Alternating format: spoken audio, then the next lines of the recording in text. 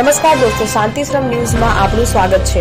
વાવથરાદ જિલ્લાની દિયોદર તાલુકા પંચાયતના નવા પ્રમુખ અને ઉપપ્રમુખની ચૂંટણી પ્રક્રિયા માટે આજે મળેલી તાલુકા પંચાયતની પ્રથમ સામાન્ય સભા દરમિયાન ભાજપના સદસ્યો વચ્ચે અંદરોઅંદર થયેલી ઉગ્ર બોલાચાલી થયા બાદ ચૂંટણી અધિકારી તરીકે ઉપસ્થિત દિયોદરના નાયબ કલેક્ટરે સામાન્ય સભા રદ કરી ચૂંટણી 27મી તારીખ સુધી મુલતવી જાહેર કરી દેતા વિવાદ સર્જાયો છે। ચાલુ સભામાં સર્જાયેલા વિવાદ બાદ ચૂંટણી મુલતવી રાખવામાં આવતા સ્થાનિક રાજકારણમાં ગરમાવો આવી ગયો છે। આ વિવાદના પગલે લોકોએ ચૂંટણી અધિકારી ડીએન કાછડનો ઘેરાવો કરી નિયત કાર્યક્રમ મુજબ ચૂંટણી પ્રક્રિયા આટોપવાની માંગ કરી હતી। જો કે નાયબ કલેક્ટર તેમના નિર્ણયને વળગી રહેતા છેવટે કોંગ્રેસ અગ્રણીઓએ જ્યાં સુધી ચૂંટણી પ્રક્રિયા પૂર્ણ ના થાય ત્યાં સુધી ધરણા આંદોલન ચાલુ કરી દેતા આ મામલો સમગ્ર જિલ્લામાં ચર્ચાની એરણે ચડ્યો છે। દિયોદર તાલુકા પંચાયતના નવીન પ્રમુખ અને ઉપપ્રમુખ સહિતના હોદ્દેદારોની વરણી માટે દિયોદરના નાયબ કલેક્ટરની અધ્યક્ષતામાં દિયોદર તાલુકા પંચાયતની નવી ચૂંટાયેલ બોડીની આજે બેઠક બોલાવવામાં આવી હતી। 10:30ના સુમારે કોંગ્રેસના 12 સદસ્યો આવી પહોંચ્યા હતા। જો કે આ સભામાં ખુદ ચૂંટણી અધિકારી અને નાયબ કલેક્ટર વિલંબથી પહોંચ્યા હતા। બાદ ભાજપના સદસ્યો વચ્ચે અંદરોઅંદર કઈ બાબતે બોલાચાલી થતા બેઠકમાં તંગદિલી સર્જાઈ હતી। આ દરમિયાન આ બેઠકમાં ભાજપના સદસ્યો સામે કાર્યવાહી કરવાના બદલે નાયબ કલેક્ટરે ચૂંટણી પ્રક્રિયા જ રદ કરી દઈ નવા પ્રમુખ અને ઉપપ્રમુખની વરણી માટે આગામી 27મી તારીખે બેઠક ફરી બોલાવવાનો આદેશ આપ્યો હતો।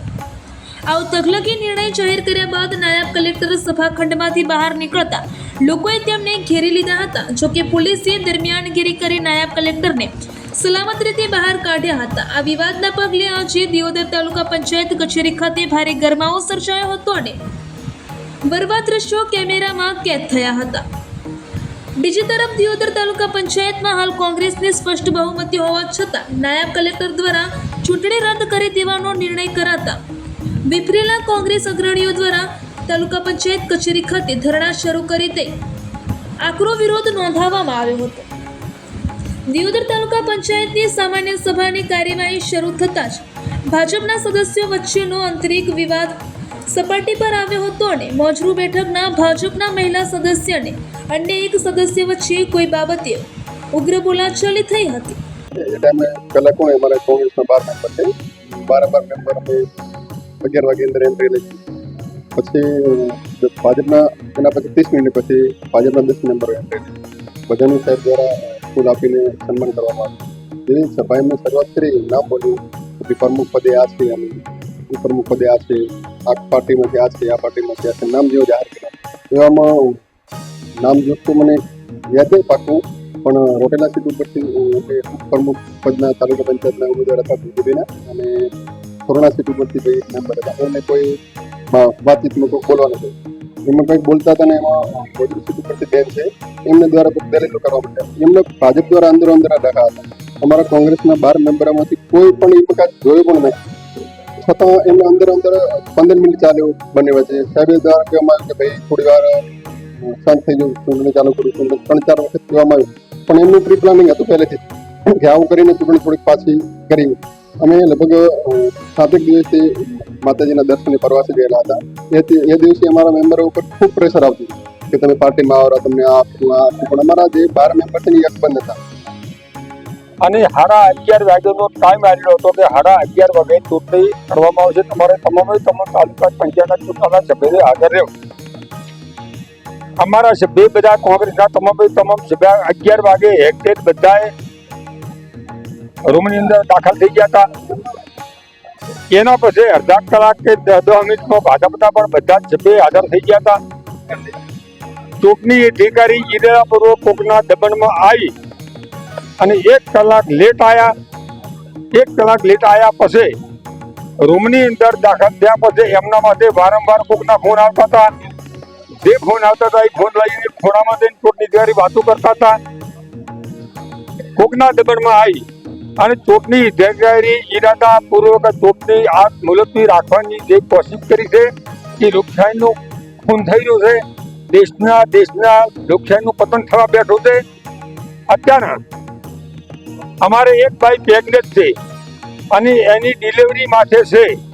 એ ભાઈ એમ કહે છે કે મારે ગામથી અહીંયાથી ચૂંટણી પૂરી ન થાય ત્યાંથી બહાર જવાનું નથી, જો આ બાઈને કોઈ પણ પ્રકારનો કોઈ છું અને આ ડિલિવરીથી ને કોઈ નુકસાન છું તો તમામ અધિકાર ચૂંટણી અધિકારીમાંથી કાર્યવાહી થશે અને જે ચૂંટણી અધિકારી ચૂંટણી બંધાવશે તાત્કાલિક ચૂંટણી કરી અત્યારના ચૂંટણી પ્રક્રિયા પૂરી કરે જ્યાં સુધી ચૂંટણી પ્રક્રિયા પૂરી થાય ત્યાં સુધી અમે તાલુકા પંચાયતનું મેદાન છોડવાની. દિયોદર તાલુકા પંચાયતની કુલ 22 બેઠકોમાંથી કોંગ્રેસ પાસે 12 અને ભાજપ પાસે 10 બેઠકો છે. તાલુકા પંચાયતમાં સ્પષ્ટ બહુમતી હોવાને કારણે કોંગ્રેસના આગેવાનોએ આજે જ ચૂંટણી પ્રક્રિયા પૂર્ણ કરવાની ઉગ્ર માંગ કરી હતી.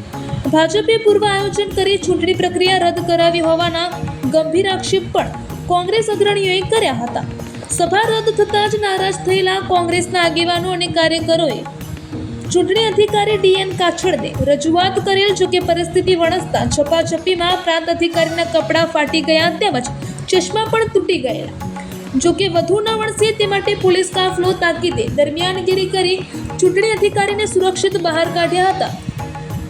ચૂંટણી રદ થતાં બનાસકાંઠાના સાંસદ સભ્ય જ્ઞાનીબેન ઠાકોર, કોંગ્રેસના જિલ્લા પ્રમુખ ગુલાબસિંહ રાજપૂત સહિતના કોંગ્રેસના નેતાઓ ધરણા પર બેસી ગયા હતા. સાંસદ જ્ઞાનીબેન ઠાકોરે આક્ષેપ કર્યો હતો કે કોંગ્રેસની બહુમતી હોવા છતાં ઇરાદાપૂર્વક ચૂંટણી અટકાવવામાં આવે છે. તેમણે ચૂંટણી અધિકારી પર પણ પક્ષપાતનો આરોપ લગાવી હાઈકોર્ટ જવાની પણ ચીમકી ઉચ્ચારી હતી. કોંગ્રેસે જ્યાં સુધી ચૂંટણી નહીં યોજાય ત્યાં સુધી ધરણા ચાલુ રાખવાનો નિર્ધાર પર વ્યક્ત કર્યો હતો. જ્ઞાનીબેન ઠાકોરે જણાવ્યું હતું કે ભાજપના કાર્યકરો દ્વારા ઇરાદાપૂર્વક ચૂંટણી બંધ રાખવાના ભાગરૂપે પ્રાંત અધિકારી સાથે ધમાલ કરે. હાલ વહીવટી તંત્ર દ્વારા વિવાદ અને કાયદો વ્યવસ્થાની સ્થિતિને ધ્યાનમાં રાખીને ચૂંટણી 27મી તારીખ પર ઠેલવામાં આવે છે. ત્યારે આ મામલે કોંગ્રેસનો વિરોધ હવે કેવો રંગ લાવે છે તેના પર હવે સૌની નજર કેન્દ્રિત થઈ છે. ભારતીય જનતા પાર્ટીના 10 સભ્યો ચૂંટાયેલા છે, કોંગ્રેસના 12 ચૂંટાયેલા છે. અમારા તાલુકા પંચાયતના પ્રમુખ તરીકે જે કોંગ્રેસ પાર્ટી જેને મેન્ડેટ આપ્યું હતું એવા પ્રભાબા અને તાલુકા પંચાયતના ઉપપ્રમુખ તરીકે અમારે જે ચાવડા પનાબેન, આ બંનેને કોંગ્રેસ પાર્ટીએ એ મેન્ડેટ આપેલો હતો. ભારતીય જનતા પાર્ટી પાસે બહુમતી ન હોવાથી એમને કોઈ પણ ભોગે આજે ચૂંટણી ન થાય એના માટે કરીને સરકારના જે અધિકારીઓએ જેને ચૂંટણીની જવાબદારી આપી છે એસડીએમ, એમને ભારતીય જનતા પાર્ટીના સભ્યોને અંદરોઅંદર એકાબીજાની ઝઘડો કરવા માટેનો પ્રયત્ન કર્યો અને માત્ર બહાનું કાઢ્યું કે કાયદો અને વ્યવસ્થા એ જળવાતું નથી, એટલે અમે ચૂંટણી મુલતવી રાખીએ છીએ અને 27 તારીખે ચૂંટણી કરવામાં આવશે. હવે નાના મોટી જે કાંઈ એમની વાત અને ચૂંટણી મુલતવી રખાવવા માટે અંદરો અંદર એકાબીજા એ ભારતીય જનતા પાર્ટીના સભ્યો ઉશ્કેરણા છે. કોંગ્રેસના 12 સભ્યોને નાને કોઈ વસ્તુને લેવા દેવા નથી, છતાં પણ એમને જે પ્રજાએ બહુમતી જેણે આપી અને જેને લોકોએ ચુકાદો આપ્યો એ એમને પચતો નથી. ક્યાંક ને ક્યાંક ભારતીય જનતા પાર્ટી લોકશાહીને માનતી નથી. એમના જે પદાધિકારીઓ હોય એ પણ લોકશાહીને માનતા નથી અને કોઈ પણ ભોગે આ તાલુકા પંચાયતની ચૂંટણીમાં કોંગ્રેસનો પ્રમુખ ને ઉપપ્રમુખ ના બે એના માટે કરીને એમને આ કાવતરું કર્યું છે. જે એમને કપડાની વાત કરી હોય કે ફડાવવા માટેની કે બીજી વાત કરી હોય એ માત્ર એમને ભાજપના કાર્યકરોએ કર્યું છે. કોંગ્રેસ પાર્ટીના કોઈ કાર્યકર કે હોદ્દેદાર કે અધિકારીને પણ અડ્યા નથી અને કોઈ પણ વસ્તુ કરી નથી. 12 વાગ્યામાં 5 મિનિટની વાર હોય ત્યારે ચૂંટણી અધિકારી એટલે પ્રાંત ઓફિસર સભાની અંદર પ્રવેશ કરે છે. ચૂંટણી પ્રક્રિયા ચાલુ થાય. સામે પક્ષે ભારતીય જનતા પાર્ટીના 10 સભ્યો છે. હું વ્યક્તિગત નામ સાથે કહેવા માંગુ છું કે શક્તિદાન બારોટ અને પૂજાભાઈ પટેલ નામના 2 તાલુકા પંચાયતના સભ્યો જેવી ચૂંટણી પ્રક્રિયા પૂરી થાય છે એટલે 2 સામે સામે વઢવા માંડે છે, ઝઘડવા માંડે છે કે કેમ તારું મેન્ડેટ આવ્યું ને મારું ના આવ્યું. એક કૃત્રિમ લડાઈ ઊભી કરી અને એના વચ્ચે એક મહિલા સભ્ય ભારતીય જનતા પાર્ટીના મોજરી તાલુકા પંચાયતમાં ચૂંટાયેલા છે એ ઊભા થાય છે. એ પણ બોલવા લાગે છે, અસભ્ય વર્તન કરવા માંડે છે. ત્યારે ચૂંટણી અધિકારી એમને રોકવા જ વિચારતા અને ચૂંટણીનો નિયમ છે કે કોઈ પણ સભ્ય કાયદો અને વ્યવસ્થા હાથમાં લેતો હોય તો એને ચૂંટણી પ્રક્રિયામાંથી પોલીસને બોલાવી મહિલા સભ્ય જો ગેરવર્તન કરતી હોય તો એને બહાર લઈ જવાનું હોય અથવા પુરુષ સભ્ય ગેરવર્તન કરતો હોય તો ચૂંટણી અધિકારી એને બહાર મોકલી શકે છે અથવા એને વોર્નિંગ આપી શકે છે કે ભાઈ ચૂંટણી પ્રક્રિયા પૂર્ણ કરો. કશું જ કરાયા વગર ચૂંટણી અધિકારી એમ કહે છે કે ભાઈ અંદર તણાવભરી પરિસ્થિતિ થઈ છે અને ચૂંટણી રદ કરવામાં આવે. બારે હજારો સમર્થકો, કોંગ્રેસના આગેવાનો, પ્રજા બહાર ઊભી છે હજારોની સંખ્યામાં. એમણે પ્રાંત ઓફિસરને પણ વિનંતી કરી, અમારો શીર્ષ નેતૃત્વ અમે પણ પ્રાંત સાહેબને, પોલીસ અધિકારી પીઆઈને પણ વિનંતી કરી છે, જોશી સાહેબને, કે સાહેબ તમે ચૂંટણી પ્રક્રિયા કરાવો. પ્રજામાં ભયંકર આક્રોશ છે અને જ્યારે પ્રાંત ઓફિસર પોતાની મનમાની કરીને બહાર નીકળે છે ત્યારે કોઈ ટોળું આવીને એમને વિનંતી કરીને પાછા અંદર લઈ જાય છે. કોઈ એમના સાથે માથાકૂટ નથી કરી. લોકોએ બધા જે સભ્યો હતા એ હોલની અંદર બેઠા હતા, શાંતિથી ચાલતું હતું.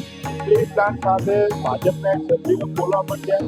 કદાચ એક સભ્ય બોલતા હતા તો ચૂંટણી અધિકારીએ એમને કાર્યવાહીમાંથી બાદ કરવાના હતા. બીજા પ્રોસિડિંગમાં લખી વ્યવસ્થાના હાથ કરતા એમને દૂર ગયા.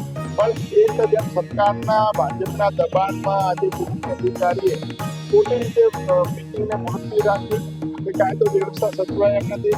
કાયદો વ્યવસ્થા સાચવાનું કામ પોલીસ અધિકારીઓનું. આજે પોલીસની બંદોબસ્તમાં જાય નથી. કાયદો વ્યવસ્થા ના સચવાય તો કોને જવાબદાર?